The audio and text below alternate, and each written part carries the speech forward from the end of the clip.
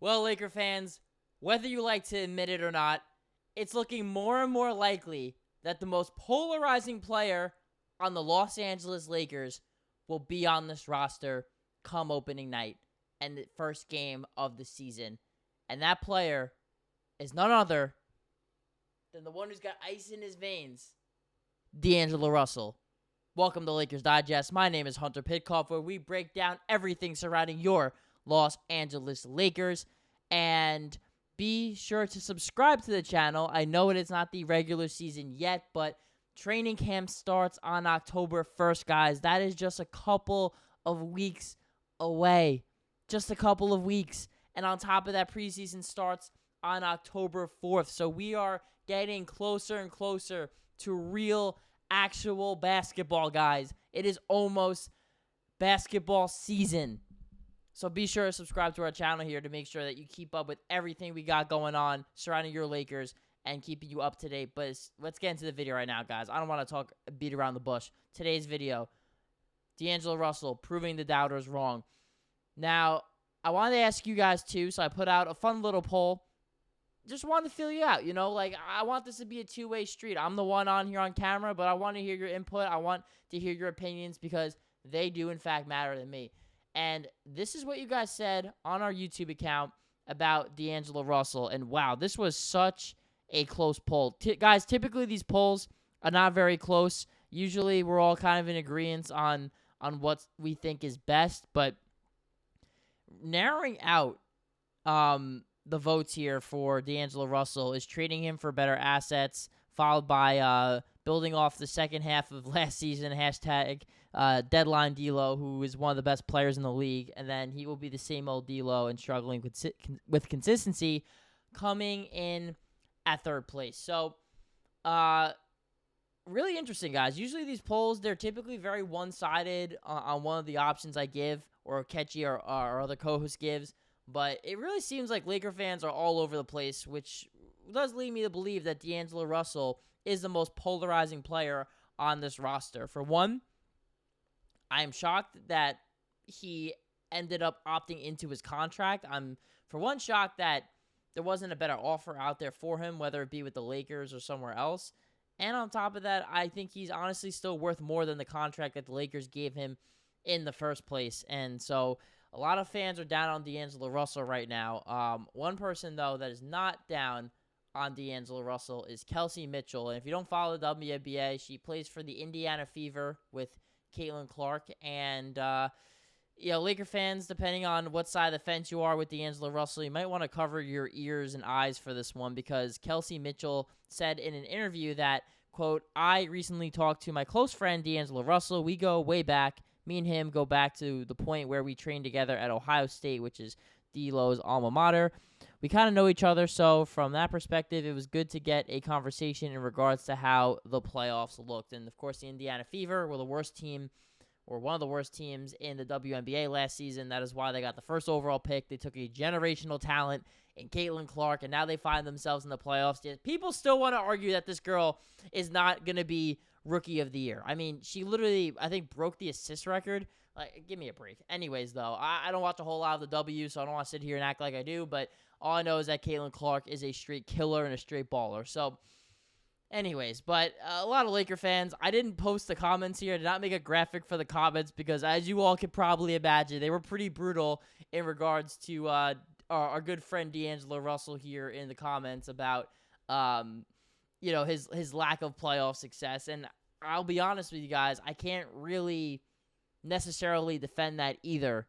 But anyways, though, it doesn't matter because, like the Drake song, D'Lo is still here, dog. And if you've listened to Views, you know exactly what I'm talking about. Shout out to the Drake fans in the chat. Although this is the LA Lakers, and that might be a sore subject, so we're gonna pretend that didn't even happen. So, D'Angelo Russell, let's look at his stats from the regular season. Pretty good. And 18 points a game, 6 assists a game. I mean, really the shooting from 3, 41.5% from 3.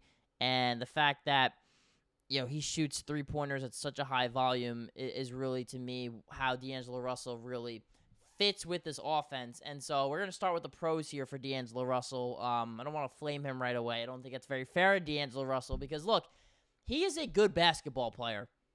When he is at his best, he is actually a very, very good fit with LeBron James and Anthony Davis. He was the third best player on the Lakers last season. I don't want to hear it. I am a big Austin Reaves fan. Rui Hachimura is awesome. We just made a video on both of those guys. But D'Angelo Russell's a really good basketball player.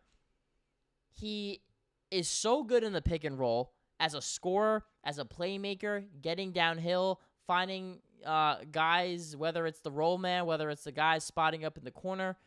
He knows how to manipulate a defense with his passing. That is why he went second overall in the 2015 NBA draft. I was at that draft, and I was shocked that they took him, but it made a lot of sense because the dude was an absolute stud at Ohio State. His ability to find open men and get them the basketball in a timely manner. I mean, D'Angelo Russell is a true point guard, right? He's a true combo guard because on top of that, too, he can legitimately score at all three levels. I mean, he just broke the single-season all-time three-pointers made record in Lakers history, guys. That's ahead of Kobe Bryant. That's ahead of LeBron. Any great shooter, and I know the Lakers, part of that is that they haven't had a great history of outside shooters like that. And me and Okechi off air were actually talking about how D'Angelo Russell might go down as the greatest three-point shooter in Lakers history. I mean, like that's how, for one, how lackluster it is behind the arc in the Lakers history. But on top of that D'Angelo Russell is a really good three-point shooter, guys.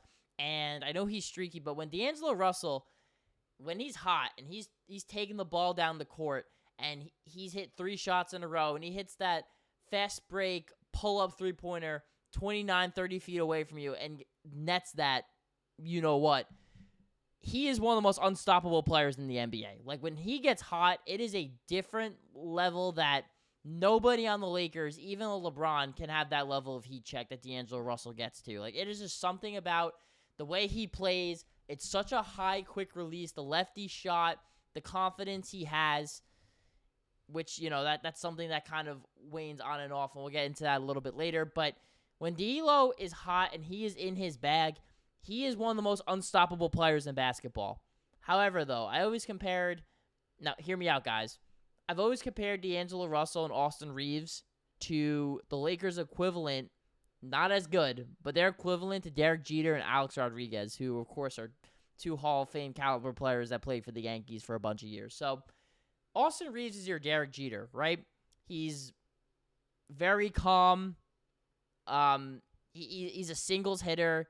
He does everything really well out in the field, like, and is very steady, right? Austin Reaves, he does have the explosions, but he's always, like, very rarely does Austin Reaves have, like, a bad game where he's, like, the reason you lose a game rather than the reason you win a game. D'Angelo Russell's A-Rod. He is your, he's a little outspoken. He's a little harsh, little, you know, like, kind of has that, like, little, like, spice to him. And then D'Angelo Russell can absolutely shoot you out of a basketball game, but he can 100% single-handedly win you a basketball game like he did against the Milwaukee Bucks earlier last season when Anthony Davis got hurt in that game and LeBron James didn't play. And D'Angelo Russell literally single-handedly won the Lakers that game against the Bucks, who were spiraling, but they weren't spiraling just yet. That was a really good win.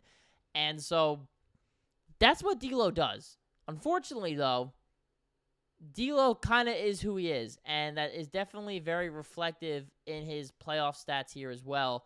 And I want to focus a little bit more on the Lakers here. I don't really care about what he did with the Nets and the Timberwolves, but in 21 games with the Lakers, guys, I mean, he's not averaged even more than 14 points a game, and the shooting numbers are atrocious. I mean, 42.5% from the field, 38% last year, this past season, and then 31 and 31.8% from the field, and then 77 and 50% from the line. So, D'Lo, I mean, he's horrible in the playoffs. Like, and that's why Laker fans are frustrated. And this is title town, 17 championships to the Lakers' name.